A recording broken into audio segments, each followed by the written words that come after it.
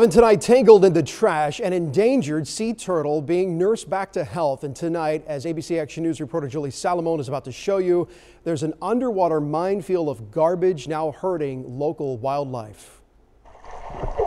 Boaters rescuing a Kemp's Ridley sea turtle offshore near Clearwater Beach. It was tangled in fishing line, rescued before it lost its right flipper. She was dragging this buoy, so the fishermen actually saw the buoy bobbing up and down. The critically endangered sea turtle, now nicknamed Donkey Kong, recovering at Clearwater Marine Aquarium. Biologists later learning it also ingested trash. About 2 weeks later, she passed a balloon. So we did x-rays on her, we did CT scans, and trash is virtually impossible for us to detect. Aquarium biologists say fishing piers are a main spot where turtles get trapped.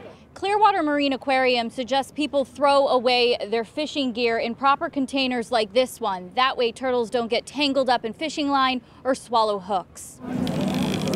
We met one local who says he's watched divers pull up tangled fishing gear in the past. Pull up trash. There was a kayak on that side, a kayak on that side. As for Donkey Kong, biologists hope to return the turtle to the wild soon. But others not so lucky. This dead sea turtle found today, caught up in fishing line. And a sea urchin found in Clearwater Bay with somebody's hair clip attached to it.